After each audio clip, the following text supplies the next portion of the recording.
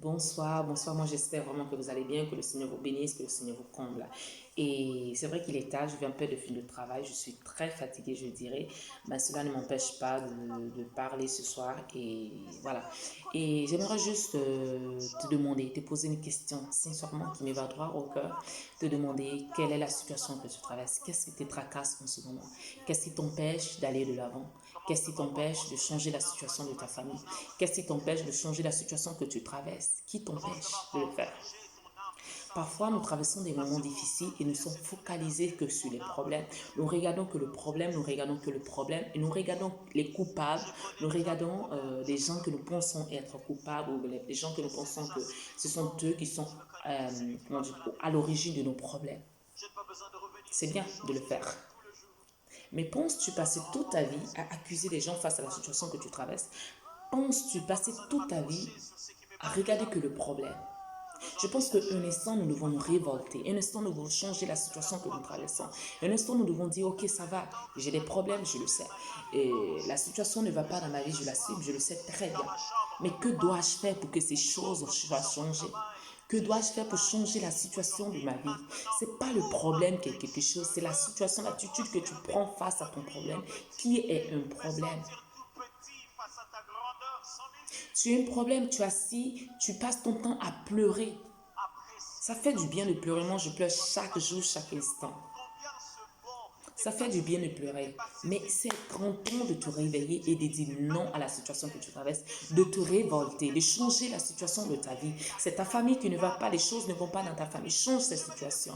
Car Dieu est capable de passer par toi pour changer la situation que traverse ta famille. Dieu est capable de passer par toi pour changer la situation que traverse dans ton foyer. Dieu est capable de passer par toi pour transformer la vie d'une personne. Pourquoi tu t'assois et tu pleures? Qui était, pour ceux qui lisent la Bible, Gédéon? La Bible nous fait comprendre que Gédéon venait d'une famille pauvre. Gédéon venait d'une famille que sûrement et certainement que les gens se moquaient parce qu'il n'était pas connu. Quand il y avait des grandes personnes qui étaient là, la famille de Gédéon n'avait même pas le droit de parler parce que qui le connaissait? Qui connaissait Gédéon? Mais c'est la Bible nous fait comprendre que c'est Gédéon que Dieu choisit. Pourquoi Dieu a choisi Gédéon? Parce que Gédéon avait le souci de la situation qui traversait le peuple d'Israël en ce temps. Parce que Gédéon était préoccupé. Mais en même temps, il avait peur de son état, du rang social, de la famille là où il venait. Et c'est en fonction de son cœur, de sa détermination, de sa volonté, de son désir que Dieu parle à Gédéon. Il dit, va avec la force que tu as. Parce qu'avant tout, Gédéon avait une force. Avant tout, Gédéon avait une volonté de vouloir changer. Mais il avait peur de son statut. Il avait peur de la personne qu'il était parce qu'on n'était pas connu. Qu'est-ce que les gens diront si je me lève? Moi que ma famille est pauvre. Qu'est-ce que les gens diront si je parle? Qu'est-ce que les gens diront si je me lève pour commencer? Les gens, ils en parleront. Mais lève-toi et change la situation que traverse ta famille. Tu tomberas, mais tu vas te lever. Plus de fois que tu vas tomber, cherche à te lever. Parce que tu veux dire non à la situation que tu traverses. Quelle est la situation que tu traverses? Quelle est la situation que tu es en train de vivre? Quel est le problème qui t'empêche de voir la solution? Quel est le problème qui t'empêche de croire que tu es capable d'y arriver? Quel est ce problème-là? Tu penses être incapable, raison pour laquelle le problème est en train de surmonter et prendre de l'ampleur. On va prendre un exemple de ce peuple-là qui se retrouvait dans la barque avec Jésus-Christ. La Bible nous faut comprendre qu'ils étaient tous paniqués. Ils commencent à réveiller le maître parce que le vent et la tempête est en train de souffler. Ils commencent à se poser la question, chercher la solution par-ci, par-là. Et ils se demandent, où est ce Dieu? Où est celui qui est capable de donner la solution? Où est celui qui est capable de donner la joie? Où est celui qui est capable de donner la paix? Où est celui qui est capable de ressusciter? Mais ils oublient que celui qui est capable de le faire avait donné à eux ce pouvoir de le faire. Parce que Dieu nous fait comprendre que vous êtes les petits dieux sur cette terre. Et voici que je vous donne le pouvoir de marcher sur les serpents et les scorpions et rien ne pourra vous nuire. Et en même temps encore, il dit, si vous croyez en moi et que vous ne doutiez de rien, vous serez capable de faire ce que j'ai fait et de faire aussi plus grand que ce que j'ai pu faire. C'est Jésus-Christ qui le dit. Celui à qui tu as cru, il te dit ces paroles et tu es là, tu es assis en train de pleurer sur la situation que tu traverses. C'est dans ton foyer que les choses ne vont pas. Jusqu'à quand tu vas passer ton temps à pleurer? C'est dans ta famille que les choses ne vont pas. Jusqu'à quand tu passeras ta vie à pleurer? Il est grand temps que tu te lèves et de dire non à la situation que tu traverses. Il est grand temps que tu te révoltes.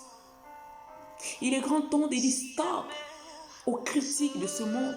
Il est grand temps de ne plus écouter quoi que ce soit, mais de fixer ton objectif, de fixer ton regard vers la solution. Je ne dis pas que la solution va se présenter à tes yeux. Je ne dis pas que ça sera facile, mais je dis que tu es capable d'y arriver. Car Dieu n'a pas créé des gens incapables, il a créé des gens capables. Parce que lui, il est capable.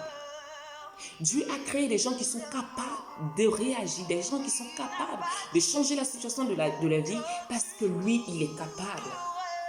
Et si nous avons un être capable, penses-tu être incapable? Pourquoi penses-tu que le problème que tu traverses, la solution viendra d'ailleurs? Pourquoi penses-tu que la famille dans laquelle tu vis, quelqu'un d'autre doit changer la situation de ta famille? C'est toi qui dois la changer. Toi qui me regardes. Parce que je sais que tu es capable. Et Dieu sait que tu es capable. Raison pour laquelle lorsque le peuple, les disciples étaient en train de réveiller Christ, parce que la barque est en train de se mouvoir, parce que le vent est en train de siffler, Jésus se lève et dit « Homme de peu de foi ». Pourquoi il dit « Homme de peu de foi » Parce qu'il savait que ce peuple était capable de changer cette situation. Jusqu'à quand vas-tu douter de tes capacités? C'est difficile sûrement, mais Dieu veut que tu changes la situation de ta vie. Il y a quelque chose qui doit changer en cette année 2019. Avant d'atteindre l'année 2020, quelque chose doit changer. Lorsque Néhémie, la Bible nous fait comprendre que les murailles de Jérusalem étaient en train de tomber. Néhémie ne se retrouvait pas dans la ville là où ils étaient. Je me suis posé la question plusieurs fois. Comment se fait-il que ce peuple-là était là, le peuple d'Israël, ils étaient là et ils ont regardé les murailles tomber? Et personne ne s'est révolté, personne n'a dit non. Personne n'a cherché une solution jusqu'à ce qu'elle tombe. Et lorsque Néhémie a appris cela, la Bible nous fait comprendre que Néhémie s'inclina contre terre. Il commence à intercéder en faveur de la situation que traverse son peuple. Il commence à pleurer d'un cœur sincère. Mais Néhémie ne s'est pas limité qu'à prier. Il a pris des moments de jeûne et prière sûrement. Mais après, il s'est levé, il s'est mis en action. Nous passons notre temps à prier. Nous passons notre temps à jeûner. Mais quand est-ce que nous allons aller en action? Quand est-ce que nous allons nous relever? Quand est-ce que nous allons dire stop et chercher à prendre la situation, c'est-à-dire arracher notre bénédiction entre les mains du diable? Tu n'es pas maudite. Tu n'es pas la queue, car tu es la tête. Le diable te démontre le contraire. Le diable veut te retourner à faire voir. En fait, le diable, il est tellement malin que parfois, il nous fait comprendre que nos ennemis, c'est nos familles, nos ennemis, c'est nos amis, nos ennemis, c'est ceux qui nous entourent. Ces personnes ne sont pas nos ennemis. Ils ne sont pas nos ennemis, car nos plus grands ennemis, ce n'est que le diable. Le voleur, celui qui vient pour voler, dérober et tuer, c'est lui qui est notre ennemi. Car nous n'avons pas à lutter contre la chair, mais contre l'esprit. Jusqu'à quand tu vas changer, tu vas regarder la situation de ta famille tomber sans vouloir changer les choses. Jusqu'à ce que vous serez à terre, jusqu'à ce qu'il n'y aura plus de solution. C'est en ce moment-là que tu vas dire au secours. Dieu en a marre de nous venir au secours parce qu'il sait que nous sommes capables. C'est nous qui ne voulons pas utiliser le pouvoir que nous avons reçu. Pourquoi tu crois quand le monde dit que tu es maudit et tu ne crois pas quand Dieu dit que tu es béni? Pourquoi crois-tu à ce qu'a pu dire tes arrière-parents en disant dans cette famille elle ne sera pas heureuse, dans cette famille ils sont appelés ici, cette famille ne va pas réussir, cette famille ceci et autres, et tu crois à ces choses? Tu dis, moi dans ma famille, ça a été dit, moi dans ma famille, ça a été dit. Mais qu'est-ce que Dieu dit? À la croix, tout est accompli. Penses-tu être épargné? Penses-tu lorsque Christ dit, tout est accompli à la croix, tu étais mise hors de ce qu'il a dit, c'est-à-dire de ce mot, tout est accompli. Le voile est déchiré. La situation que tu es en train de traverser dans ta vie, ce voile a été déchiré. Si jusqu'aujourd'hui tu es en train de subir, c'est parce que tu acceptes de subir. Si jusqu'aujourd'hui tu es en train de vivre la situation que tu vis, c'est parce que tu acceptes de vivre. Le jour où tu vas te lever, le jour où tu diras stop, le diable obéira. Il a le droit de nous obéir. Parce que nous sommes son maître sur cette terre. Moi, je suis le maître du diable. Moi, je m'en fous du sorcier. Je m'en fous du diable. Je pêche. Je suis une personne qui n'est pas saine, mais chaque jour, my God, chaque jour, je fais des bêtises. Chaque jour, je fais des bêtises. Mais je m'arrange, je fais tout mon possible pour dire à Dieu, Seigneur, je ne suis pas digne. Soutiens ma foi. Permets que je sois une fille agréable. Permets que je sois un exemple pour toi. Mais vouloir changer les choses, c'est pas de s'asseoir et de pleurer. Peut-être que c'est un péché. Excusez-moi. Oh my God. Je suis dans mon pyjama, il fait fatigué. Peut-être que c'est un péché que qui te tracasse au point que tu te sens culpabilisé. Au point de t'asseoir, tu n'as plus envie de te battre parce que tu as commis peut-être une bêtise. Le diable est en train de te le rappeler chaque fois. Le diable, c'est ça, c'est son problème qu'il a là.